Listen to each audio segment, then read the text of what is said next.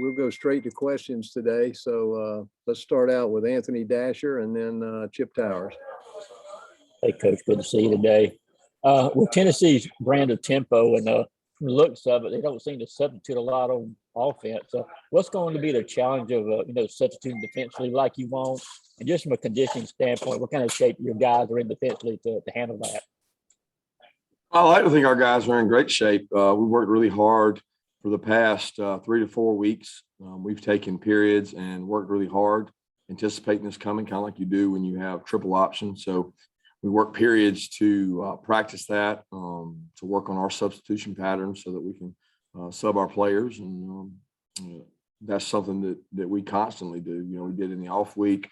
We've done a couple of periods each and every week to make sure that we're prepared for it. But like I said on Monday, there's nothing you can really do to prepare for that kind of pace of play. It's almost impossible to simulate in terms of your practice. So a lot of it is knowledge, understanding it, and we want our guys to be able to do that. We want our guys to be able to play fast and execute.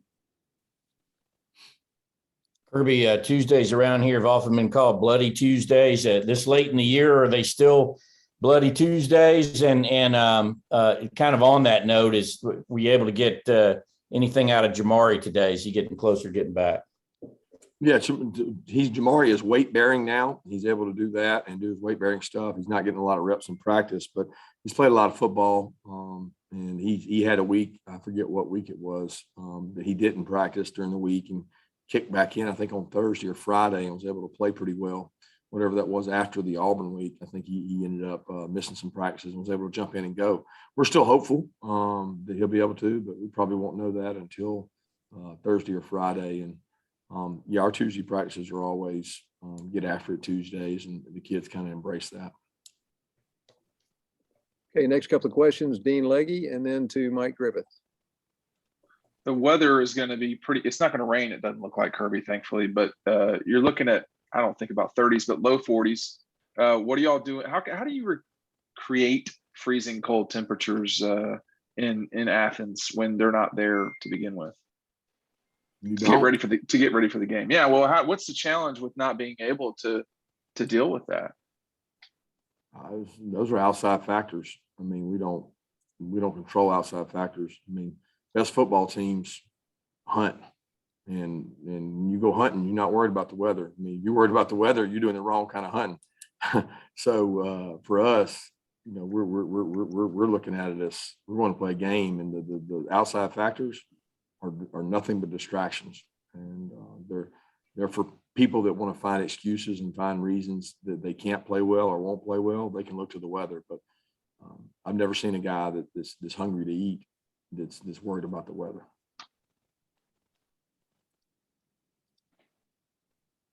Had to get that quote down there, Kirby. Guys worried about the eat that's worried about the weather. That's a good point. Run game. Last week, Missouri basically looked like they loaded up. I know you said they didn't play a different defense, but they certainly brought guys closer to the line. How stubborn do you have to be with the run game when teams do that, when they load the box and challenge you to try to go over the top? I think you always find ways to run the ball, regardless of how many are in the box. I mean, we're going to take shots. Run game helps set up the shots. Run game is part of our identity. So you have to be able to do that. It's not always as productive as we might want it to be. And, some of that is what we did, and some of that's what they did. And we don't control what they do. We control what we do. And we got to do a better job when they're doing the things they're doing. There's things that hurt it. And we got to complement the run game we had with other run games so we can take advantage of their aggressiveness, and then as well as the pass game, obviously. And just to follow up, do you guys run a lot of counters, or have you mostly just been kind of a power team? It looks like everything. I guess I'm just asking the question there. Do we run counters? Yeah. Yeah, we run counters. I don't know what you mean by do we run counters, or are we mostly a power team? That confuses me, because gap scheme is the way I would look at it, and counter and power are both gap schemes. So we run counters. I think almost everybody in the SEC runs a form of counter. Some teams are more inside zone, more outside zone, but yes, we run counters. We ran a lot of counters. We ran counters last week. We ran counters against Florida. We run counters each week. Next question from Seth Emerson and then to Mark Weiser. Kirby, are there similarities setting up this season with what guys who had the option of turning pro but didn't, but came back, like Jamari, Jordan, Devontae? Are there similarities between the message that sent and the effect it's had, and maybe what happened after your first year with Sony, Nick, and all those? I know every team is different, every player is different, but are there still some similarities there? Yeah, I think there's always some similarities. I think it's a great story, Cinderella story, feel-good story, but I'll be honest with you, most guys base that decision on where they're going to be drafted, right? It's a business decision more than it is a Cinderella decision. Once they decide that the business is right to come back and play better, then it becomes all about, run it back. Let's do this again. Let's play better. But if the business decision is to go, which is what Stokes had, right? Is what Tyson had, then that's the decision they have to make as football players. Aziz was the same way. So I think it's more about where they're graded, and really in the same case of all those guys you're talking about that came back that year, whatever it was, 2016, 2017, they most of them needed to come back.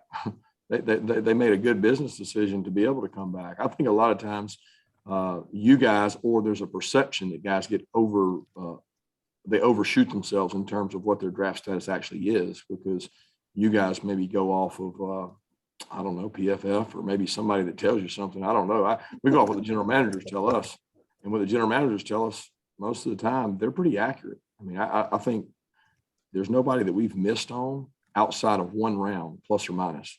Like if we told Stokes he was a 2, he went 1. Never had one that was 2 rounds off.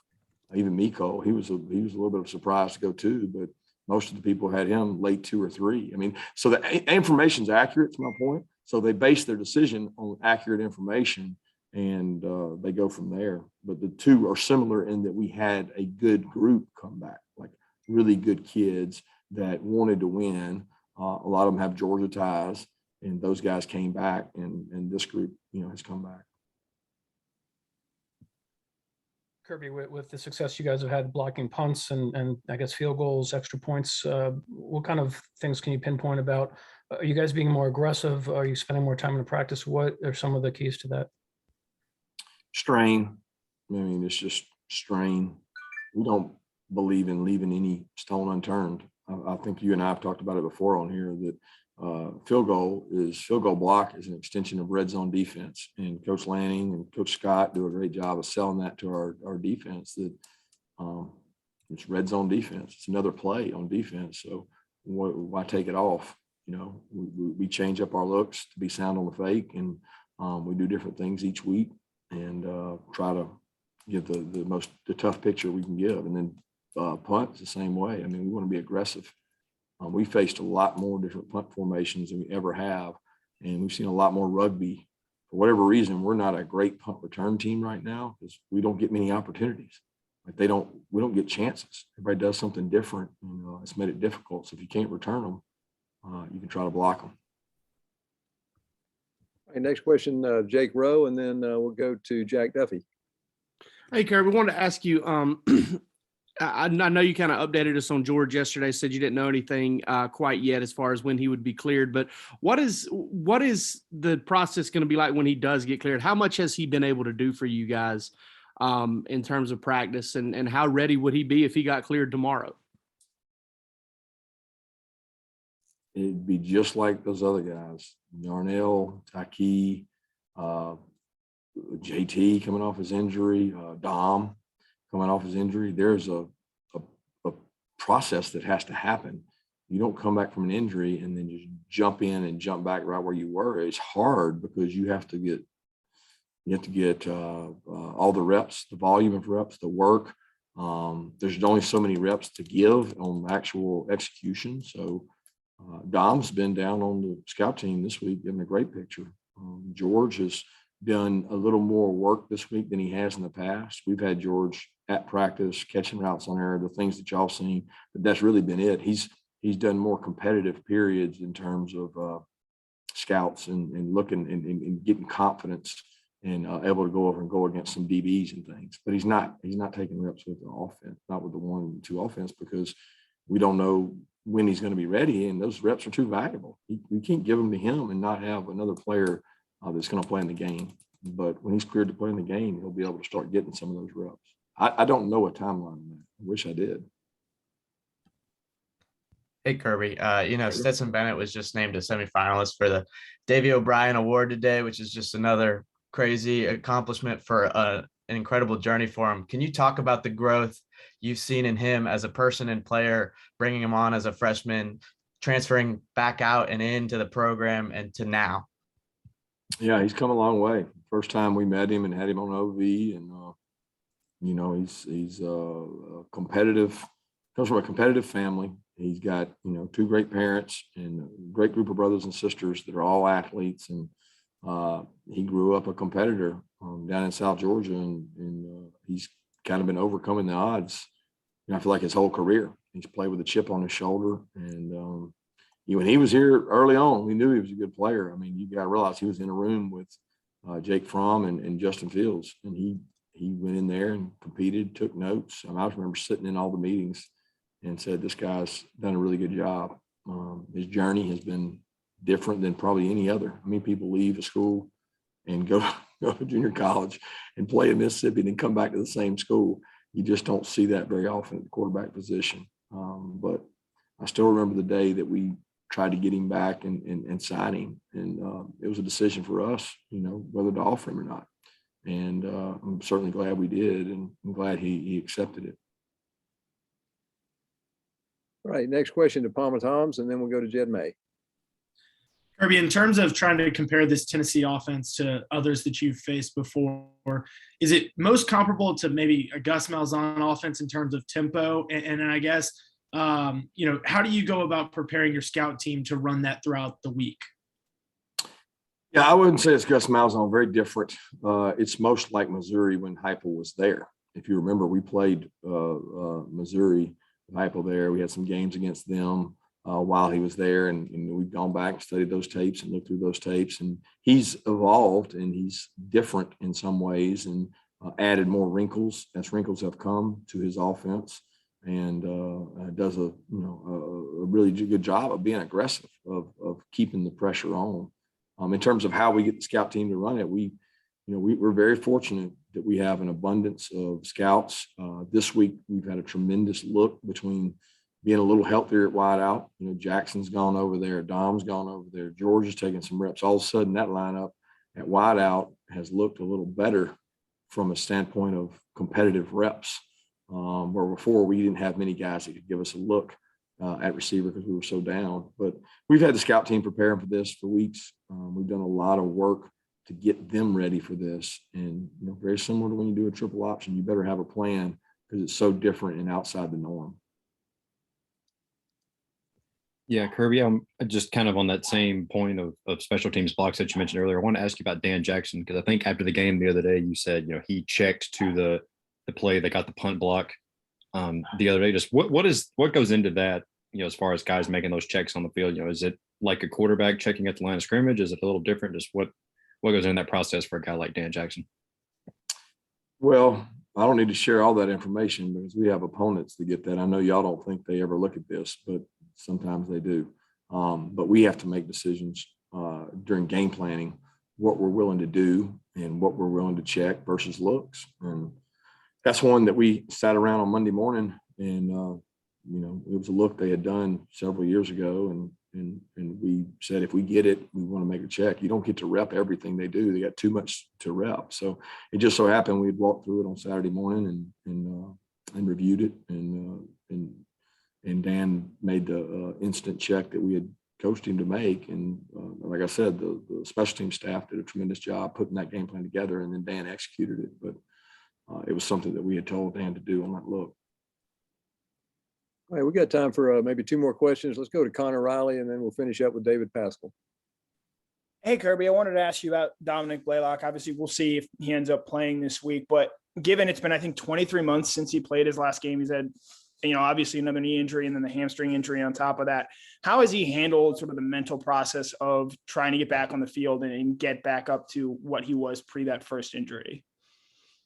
Yeah, he's probably not going to play this week. I'm not saying that, guys. He's not working he's working against us. So that's a different deal. But he is much closer, and he's looked good taking some reps against us as he kind of works his way back. I think his mental disposition has been great. I can't say that it hasn't been hard on him from a standpoint of confidence without the brace, frustration from the hamstring re-injury, but I can't. I mean, the kid is a warrior. I mean, he goes out, competes, he listens in meetings. He's a leader, and he's done a great job.